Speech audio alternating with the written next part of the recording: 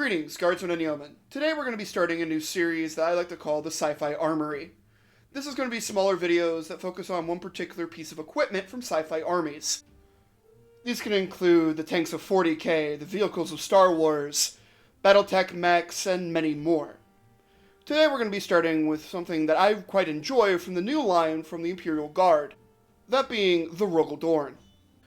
Released at the tail end of 9th edition, the Rogal Dorn has become the standard heavy tank of the Astra Militarum, serving as a middle ground between the Leman Russ and the Baneblade. Though unfortunately, we don't have that much information in lore about this vehicle, outside of the original GW community article about the vehicle, and the small blurbs within the 9th and 10th codexes, stating that it's just an Imperial Guard heavy tank. We don't know its origins, its crew complement, or the armament it really brings. Even its wikis are incredibly sparse and a lot of times just wrong. It's currently stating that the amount of crew in this vehicle is only 3, thanks to only having 3 models visible on the top of the tank, which is nowhere close to the amount of men needed to crew this vehicle. So we're going to be doing a lot of speculation, looking into the different vehicles of its type, and real-world connections to get a better idea of how this vehicle operates. The Rogal Dorn itself appears to be a direct replacement of the other heavy tanks seen within the Astra Militarum, most notably the MacLeod and the Macarius. The MacLeod has been in service since the beginning of the Unification Wars on Terra, meaning that it's millennia old by this point, being old and outmoded by the time of the Great Crusade itself, while the Macarius was designed by Lord Solar Macarius. He was the predecessor to Lord Solar Leontis. The Macarius itself even shares plenty of design elements of the Rogal Dorn, particularly within its armament, with its twin main guns. This either be twin battle cannons, twin vanquishers, or the Macarius Vulcan, which uses a Vulcan megabolter from a Titan. There's also plenty of hardpoints within the vehicle, from stubbers to heavy bolters. Though one major drawback of the Macarius is that it's incredibly slow, only going about 16 miles an hour, or 26 kph, as its top speed, trading it for heavy armor, with many of its superstructure being over 200 millimeters thick. The Dorn has replaced the Macarius in all forms across the Astra Militarum, as we see it in service with almost every guard regiment that fields tanks, not just the Cadians. We have plenty of images of Krieg's siege corps using the Rogal Dorn, evidence of the Vestroyans, Talarn, and Valhallans making use of the vehicle as well. Any of the guard regiments that have armored cores are now using the Dorn.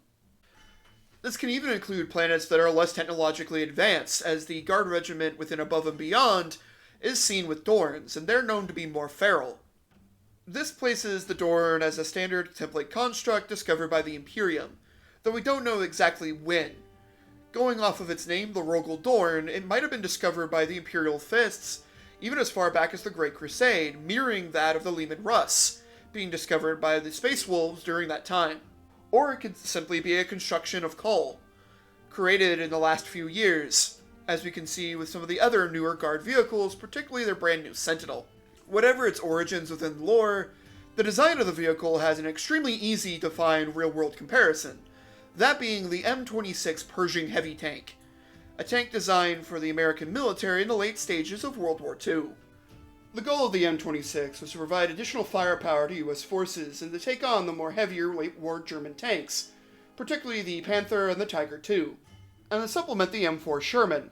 In fact, there were actually designs for the M26 dating all the way back till 1942, designed alongside the Sherman, though weight issues and transmission problems delayed its production, with the prototypes such as the T-20 through T-25 even going as far as being produced, but then immediately pulled as these issues became apparent. Particularly with the T-20, its 76mm gun was considered too heavy, and the T-22 and T-23 had transmissions issues. Though the T-23 would actually have a working electrical transmission, similar to the German Porsche Tiger, though this actually worked on hills and rough terrain, and was championed by the Ordnance Department during its phase of development. And over 250 T-23s were created, though this required the Army Ground Forces to adopt an entirely separate line of training, repair, and maintenance, so it was rejected for combat operations. The one part of the T-23 would see active combat, that being its turret. The turret of the T-23 was designed from the outset to be interchangeable with the turret ring of the M4 Sherman. The T-23 turret would be used on all production variations of the 76 M4 Sherman, as the original M475 turret was found to be too small to easily mount the 76 M1A1 gun. It would be its T-26 prototype that would see combat operations, being named after General John Pershing, the commander of the American Expeditionary Force in the First World War. It would be upgunned to a 90mm cannon and have additional armor and an improved power plant. Though this would not be the end of the problems for the M26, as its production was heavily delayed due to Army Ground Forces doctrine, particularly headed by General Leslie McNair. McNair heavily supported the tank destroyer doctrine. This doctrine stated that all tanks were primarily for infantry support, supporting the infantry as they broke through enemy lines, and any dedicated anti-tank forces would be handled by tank destroyers. These vehicles would carry dedicated anti-tank weaponry, heavier cannons that were lightly armored, and a lot of times would be open-topped, like the example of the M10 Wolverine. He also championed dedicated towed anti-tank artillery, on the backs of half-tracks and trucks. Though these took time to set up, mostly can be used in ambush, and were not as effective, as they were quickly taken out by dedicated German fire. This doctrine also extremely hampered the 76mm Sherman, delaying its development onto the front. Other issues included the simplification of supply. McNair established a battle need criteria for acquisition of weapons in order to make the best use of America's 300,000-mile-long supply line to Europe, by preventing the introduction of weapons that would prove unnecessary, extravagant, or unreliable on the battlefield. While this hampered the rapid deployment of advanced vehicles and weapons to the front line, overall I feel this was actually a very good doctrine to have.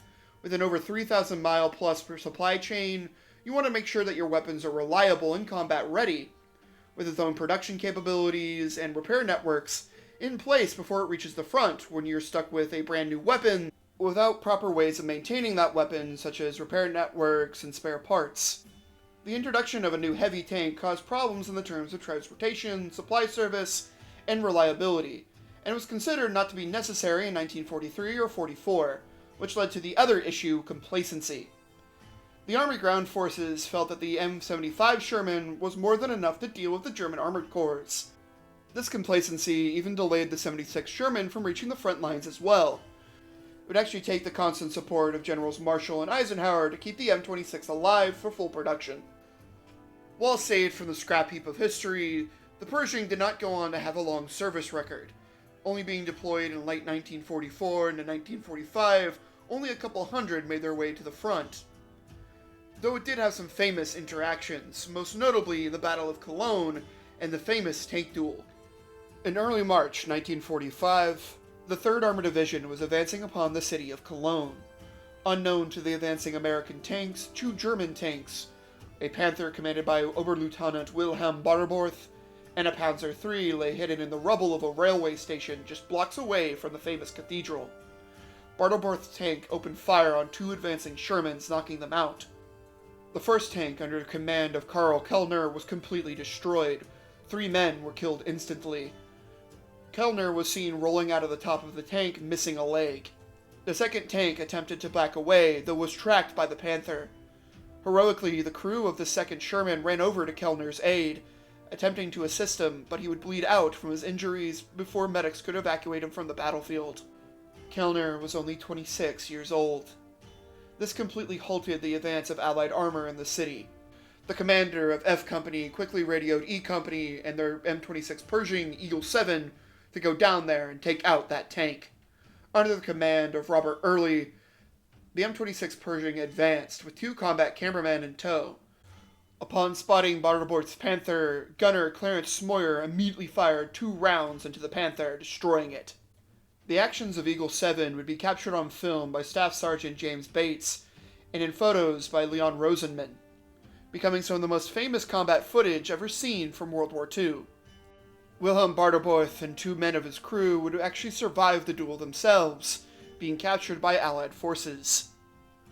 The Pershing would only see minimal use at the end of World War II, and after the war would be designated as a medium tank as a full replacement for the M4 Sherman. While it performed well in this role with a better firepower and armor than the M4, its transmission, the same seen in the M4 Sherman, was heavily unreliable and was quickly replaced in 1948.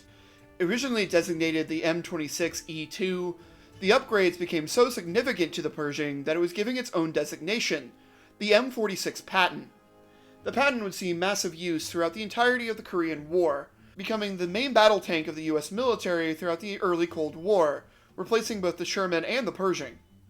It would see its own upgrades with the M47 and the most famous M48. The M48 became the first generation main battle tank for the American military. Seeing extensive service in Vietnam, it would pass on to allied nations, particularly the Federal Republic of Germany and other NATO countries. The M48 still sees its service in many nations today. The Patton would see one final upgrade in 1960, becoming the M60 Patton. This would be the upgrade of a 105mm cannon for its main armament. It would see service with the United States military as its second generation MBT, up until its full replacement by the Abrams. Many M60s would be transferred over to allied nations, particularly South Korea and other NATO countries, and still see service in many conflicts today. The design similarities between the Rogal Dorn and that of the Pershing are pretty hard to miss. Simply looking at the overall design of the vehicle, they look almost identical. One thing that's actually quite interesting about the Rogal Dorn and in guard vehicles in general is that they actually have a lot of modern-day combat equipment within the vehicle itself, and it's actually a pretty big misconception that people have with Astra Militarum tanks. They are not some vehicle from the Second World War brought into the battlefields of the far future. They're actually modern MBTs, with many of the same equipment inside. These can include a gyroscopic firing deck, basically allowing the tank to fire upon the move, similar to what we see in the Abrams and many of the more modern combat tanks. IR and Auspex suites that allow their crew to target enemies from miles away, and multiple targets at once. We can actually see examples of these IR sights with the red dots that we can see across the turret of the Rogal Dorn, and are a pretty common element to many Imperial Guard vehicles, especially on the Lehman Russ and the Baneblade. And to fix a common misconception of guard tanks, no, there is no one in the side sponsons. Most Imperial vehicles that have sponsons, they're operated with a cogitator, or Imperial computer, operated by the gunner safely inside the superstructure of the tank, with examples from the Gaunt's Ghost series and in the book Demolisher of the crew members safely operating with inside the main hull. We can also see on the main armaments of the Rogal Dorn on both variants modern-day muzzle brakes and recoil suppressors. The Dorn is also seen with several modern safety features, most notably blowout panels and reactive armor. Blowout panels are common among many Western armored vehicles, particularly the Abrams, and are created to allow for the redirection of force should a shell impact that area, saving the crew's lives from a catastrophic ammo explosion. It is also said to be equipped with reactive armor. Reactive armor comes in many forms, most commonly ERA or explosive reactive armor. This became a meme during the Ukraine conflict, as the Ukrainian military attached these ERA bricks to every tank they had in their arsenal in great quantities. Though there are many types of reactive armor, even some that are non-explosive. We can probably guess it's these non-explosive varieties that we see upon the Dorn, as we don't see any ERA blocks on its substructure, though it is stated to be able to negate the damage of at least one hit to the vehicle. As far as the Rogal Dorn's power plant, we don't really have that much evidence within lore, though we can safely assume it's the same type of engines used to run many Imperial vehicles, most notably the Lehman Russ. This is a multi-fuel engine. This allows the crew to use any fuel source to power the Rogal Dorn. This can include waste diesel, jet fuel, the type of gasoline used to power cars around the area, and even in certain cases, allowing for cloth, driftwood, or anything that's combustible to power the vehicle. Though this is mostly for emergency situations, as it could damage the engine. And as far as horsepower, it has the same as a fully tuned Lehman Russ, which is rather scary for the size and armor of this vehicle, meaning that on roads it can go upwards of 60 miles an hour and over 40 cross-country, meaning it can keep up with the Lehman Russes on the battlefield, and is probably one of the fastest Imperial vehicles, a direct upgrade to the Macarius tank, moving roughly around 14 to 20. As we can see, there are many misconceptions when it comes to the armored vehicles of the Imperium.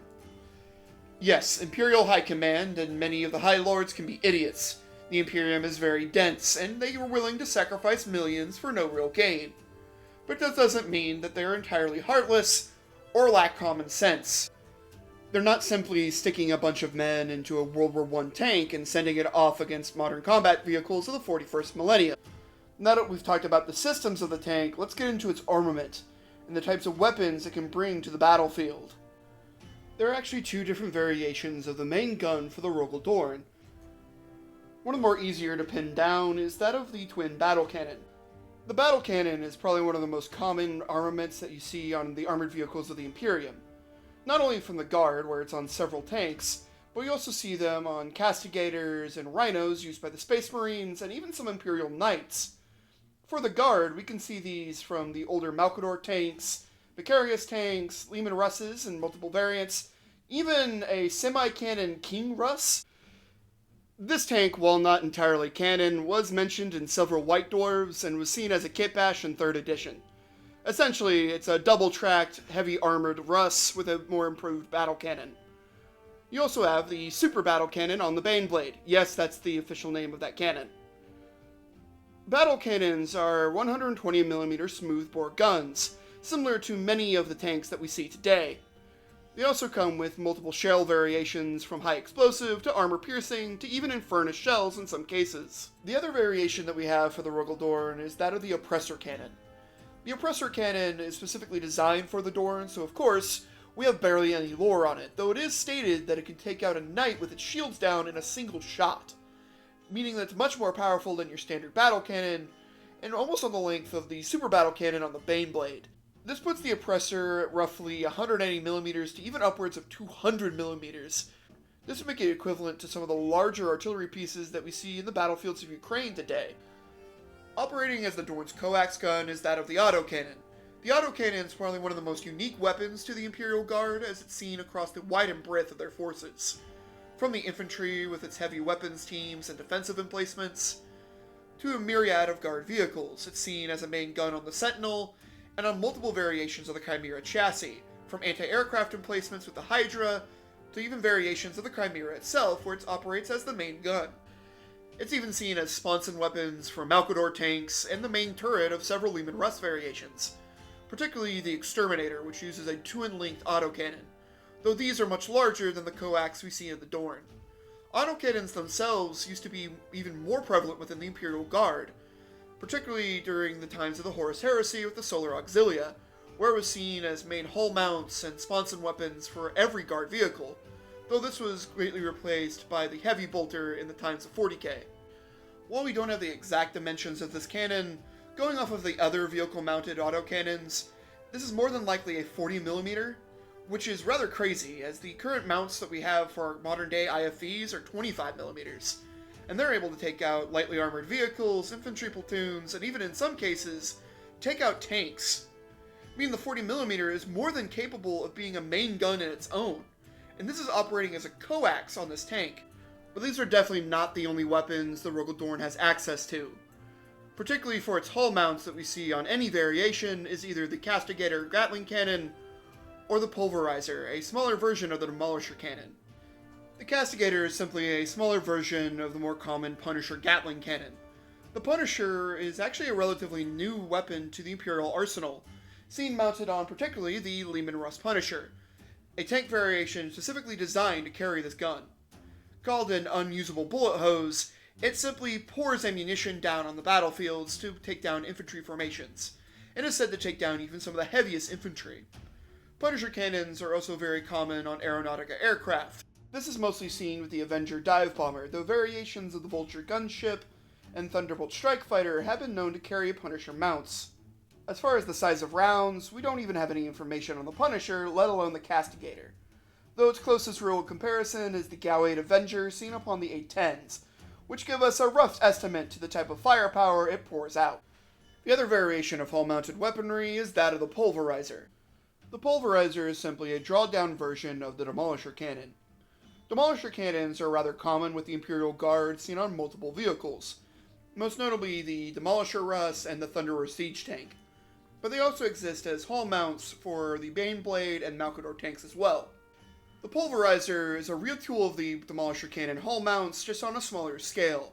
The main goal of a full-size Demolisher Cannon is to act as a siege mortar and line breaker, destroying enemy field fortifications and bunkers, while also providing anti-armor support.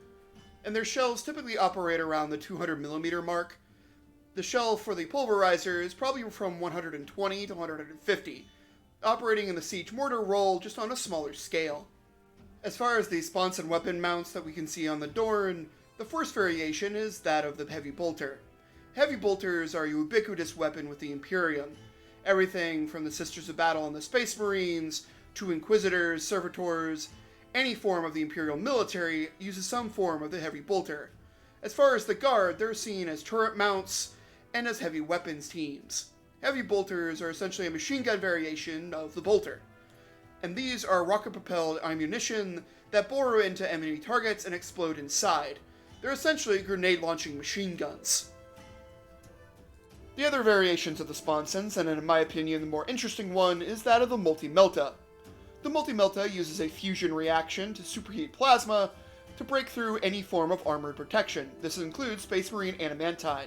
And of course, to any organic material, it vaporizes it immediately, either blinding its crews in a blinding flash before they are completely disintegrated, or simply melting them through a superheated reaction. I honestly don't know which one is worse. These are mounted on many Imperial Guard tanks, and the Rogal Dorn itself can carry 6 of these melta-guns. The final weapon in the arsenal of the Rogal Dorn is that of the heavy stubber.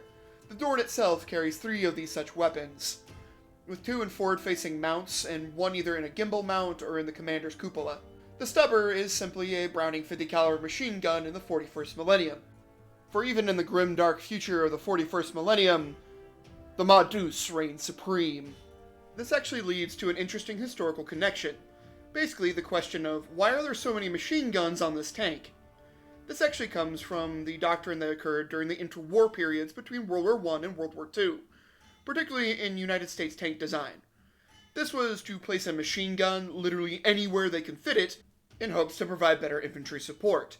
While allowed for a lot of firepower downrange, it heavily overstressed the crew, and in some cases put too much crew in a light tank. So naturally, this was not a design aspect that was carried over.